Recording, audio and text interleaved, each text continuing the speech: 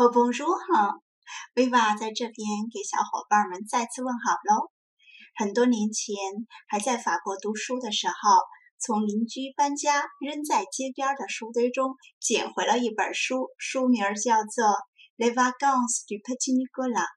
书中呢就有今天要读的这个小故事 La plage c'est chouette。这是我读的第一本法文书，印象非常的深刻，个人呢也特别的喜欢，所以呢在这边推荐给大家。接下来呢就由 Demo 给大家来读一下这个非常有趣的法文小故事。Bonne lecture. La plage, c'est chouette. Le père de Nicolas ayant pris sa décision, il ne restait plus qu'à ranger la maison, mettre les housses, enlever les tapis, décrocher les rideaux, faire les bagages, sans oublier d'emporter les œufs durs et les bananes pour manger dans le compartiment. Le voyage en train s'est très bien passé, même si la mère de Nicolas s'est entendue reprocher d'avoir mis le sel pour les œufs durs dans la malle marron qui est dans le fourgon. Et c'est l'arrivée à Bain-les-Mers, à l'hôtel Beau Rivage. La plage est là, et les vacances peuvent commencer. À la plage, on rigole bien. Je me suis fait des tas de copains. Il y a Blaise, et puis Fructueux, et ma mère. Qu'il est bête, celui-là. Et Irénée, et Fabrice, et Côme, et puis Yves, qui n'est pas en vacances, parce qu'il est du pays. Et on joue ensemble, on se dispute, on ne se parle plus, et c'est drôlement chouette. Va jouer gentiment avec les petits camarades, m'a dit papa ce matin. Moi, je vais me reposer et prendre un bain de soleil.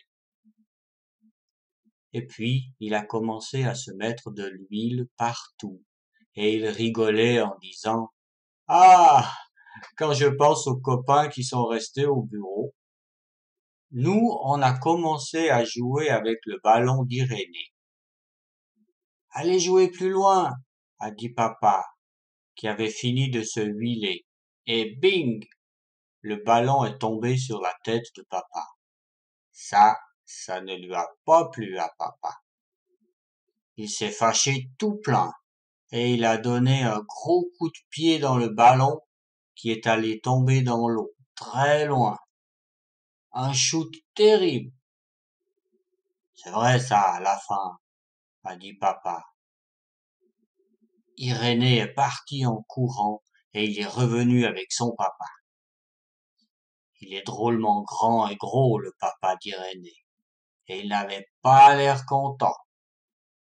C'est lui, a dit Irénée en montrant papa avec le doigt. C'est vous, a dit le papa d'Irénée à mon papa, qui avait jeté dans l'eau le ballon du petit.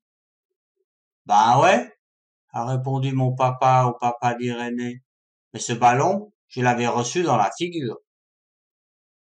Les enfants, c'est sur la plage pour se détendre, a dit le papa d'Irénée. Si ça ne vous plaît pas, restez chez vous. En attendant, ce ballon, il faut aller le chercher. Ne fais pas attention, a dit maman à papa. Mais papa a préféré faire attention. Bon, il a dit. Je vais aller le chercher, ce fameux ballon. Oui, a dit le papa d'Irénée. Moi, à votre place, j'irai aussi. Papa, ça lui a pris du temps de chercher le ballon, que le vent avait poussé très loin. Il avait l'air fatigué, papa, quand il a rendu le ballon à Irénée, et il nous a dit, « Écoutez, les enfants, je veux me reposer tranquille. Alors, au lieu de jouer au ballon, pourquoi ne jouez-vous pas à autre chose? » Ben, à quoi par exemple, hein, dites, a demandé ma mère. Qu'il est bête celui-là. Je ne sais pas moi, a répondu papa. Faites des trous. C'est amusant de faire des trous dans le sable. Nous, On a trouvé que c'était une idée terrible et on a pris nos pelles pendant que papa a voulu commencer à se rehuiler, mais il n'a pas pu parce qu'il n'y avait plus d'huile dans la bouteille. Je vais aller en acheter au magasin au bout de la promenade, a dit papa, et maman lui a demandé pourquoi il ne restait pas un peu tranquille. On a commencé à faire un drôle de trou, gros et profond comme tout. Quand papa est revenu avec sa bouteille d'huile, je l'ai appelé et je lui ai dit, tu as vu notre trou, papa? Il est très joli, mon chéri, a dit papa, et il a essayé de se déboucher sa bouteille d'huile avec ses dents. Et puis est venu un monsieur avec une casquette blanche, et il nous a demandé qui nous avait permis de faire ce trou dans sa plage. C'est lui, monsieur, ont dit tous mes copains en montrant papa. Moi, j'étais très fier, parce que je croyais que le monsieur à la casquette allait féliciter papa. Mais le monsieur n'avait pas l'air content. Vous n'êtes pas un peu fou, non, de donner des idées comme ça aux gosses? A demandé le monsieur. Papa, qui travaillait toujours à déboucher sa bouteille d'huile, a dit, Et alors? Et alors le monsieur à la casquette s'est mis à crier que c'était incroyable, ce que les gens étaient inconscients, qu'on pouvait se casser une jambe en tombant dans le trou, et qu'à marée haute, les gens qui ne savaient pas nager perdraient pied et se noieraient dans le trou, et que le sable pouvait s'écrouler, et qu'un de nous risquait de rester dans le trou, et qu'il pouvait se passer des tas de choses terribles dans le trou, et qu'il fallait absolument reboucher le trou. Bon, a dit papa, rebouchez le trou, les enfants. Mais les copains ne voulaient pas reboucher le trou.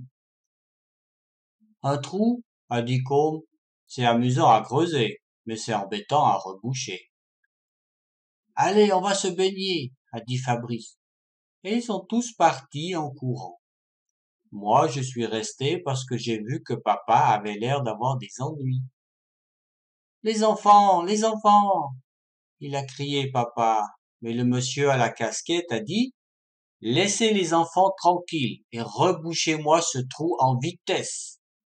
Et il est parti. Papa a poussé un gros soupir et il m'a aidé à reboucher le trou. Comme on n'avait qu'une seule petite pelle, ça a pris du temps et on avait à peine fini que maman a dit qu'il était l'heure de rentrer à l'hôtel pour déjeuner et qu'il fallait se dépêcher parce que quand on est en retard, on ne vous sert pas à l'hôtel. Ramasse tes affaires, ta pelle, ton seau et viens, m'a dit maman. Moi, j'ai pris mes affaires, mais je n'ai pas trouvé mon seau. Ça ne fait rien, rentrons, a dit papa. Mais moi, je me suis mis à pleurer. Un chouette seau, jaune et rouge, et qui faisait des pâtés terribles. Ne nous énervons pas, a dit papa. Où l'as-tu mis, ce seau? J'ai dit qu'il était peut-être au fond du trou, celui qu'on venait de boucher. Papa m'a regardé comme s'il voulait me donner une fessée. Alors je me suis mis à pleurer plus fort, et papa a dit que bon, qu'il allait le chercher, le seau, mais que je ne lui casse plus les oreilles. Mon papa, c'est le plus gentil de tous les papas. Comme nous n'avions toujours que la petite pelle pour les deux, je n'ai pas pu aider papa, et je le regardais faire quand on a entendu une grosse voix derrière nous. Est-ce que vous vous fichez de moi? Papa a poussé un cri. Nous nous sommes retournés et nous avons vu le monsieur à la casquette blanche. Je crois me souvenir que je vous avais interdit de faire des trous, a dit le monsieur. Papa lui a expliqué qu'il cherchait mon seau. Alors le monsieur lui a dit que d'accord, mais à condition qu'il rebouche le trou après. Et il est resté là pour surveiller papa. Écoute, a dit maman à papa, je rentre à l'hôtel avec Nicolas. Tu nous rejoindras dès que tu auras retrouvé le seau. Et nous sommes partis. Papa est arrivé très tard à l'hôtel. Il était fatigué, il n'avait pas faim et il est allé se coucher. Le seau, il ne l'avait pas trouvé, mais ce n'est pas grave parce que je me suis aperçu que je l'avais laissé dans ma chambre.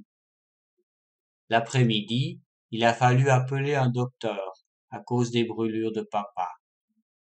Le docteur a dit à papa qu'il devait rester couché pendant 2 jours. On n'a pas idée de s'exposer comme ça au soleil, a dit le docteur, sans se mettre de l'huile sur le corps. Ah, a dit papa, quand je pense aux copains qui sont restés au bureau.